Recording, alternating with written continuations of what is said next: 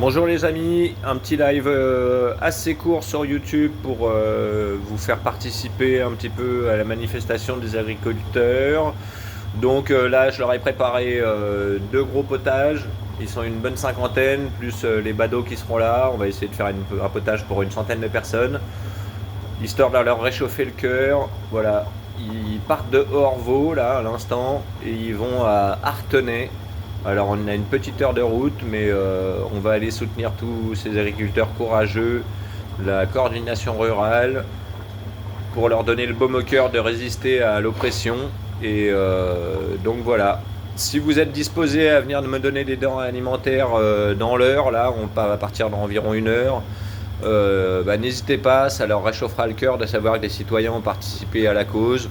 Nous, on peut leur ramener. Bien sûr, vous pouvez venir avec votre véhicule et nous suivre jusqu'à Artenay. Je pense qu'on va retrouver le convoi sur la route parce que les tracteurs vont mettre au moins 2 ou 3 heures à arriver à Artenay. En tout cas, ils désirent continuer le combat et pour ça, il va leur falloir un soutien citoyen assez important pour pouvoir leur réchauffer les cœurs et leur permettre d'aboutir à leur réquisition qu'ils veulent faire au gouvernement. Voilà, c'est-à-dire éviter le Mercosur, enlever la signature de Ursula von der Leyen pour le Mercosur et éviter qu'on ait du bœuf brésilien, mexicain, argentin et compagnie qui viennent en grosse quantité ravitailler nos rayons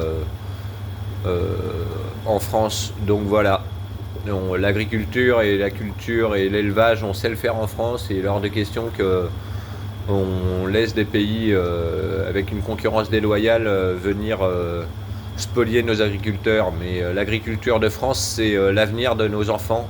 Il faut savoir que les terres agricoles sont le grenier de l'Europe, aussi bien que celle de l'Ukraine. Et d'ailleurs, l'Ukraine, ça fait longtemps que les oligarques ont racheté les terres en Ukraine. C'est pour ça qu'aujourd'hui, il y a la guerre en Ukraine. C'est parce qu'ils ont tellement investi dans les pays d'Ukraine qu'ils ne peuvent plus lâcher le terrain. Ils auraient perdu des millions d'euros si jamais la guerre s'arrêtait et qu'ils perdaient le terrain aux Russes. Donc du coup, l'Occident continue à défendre les Ukrainiens. Et en fait, c'est pas les Ukrainiens qui défendent, c'est leur investissement qu'ils ont pu faire ces dernières années. La France sera dans la même optique si on les laisse faire, c'est-à-dire que les agriculteurs, les enfants ne voudront plus faire agriculteurs. Les agriculteurs sont tellement endettés qu'ils seront obligés de vendre leurs terres. Et ils les vendront en ce moment. Il faut savoir que les gros groupes comme Bill Gates ou BlackRock rachètent des terres agricoles en ce moment. C'est leur investissement presque principal. Pas que, hein, bien sûr, parce qu'ils ont tellement d'argent qu'ils volent aux contribuables qu'ils peuvent investir dans d'autres secteurs d'activité. Mais les terres agricoles sont une grosse valeur sûre pour eux.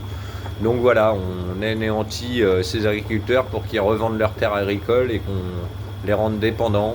À la fin, ils finiront salariés de leur propre terre et c'est inacceptable. Donc voilà, je vous partage ce petit live. N'hésitez pas à partager, à vous abonner à ma chaîne YouTube qui s'appelle Marcus Bouffaré.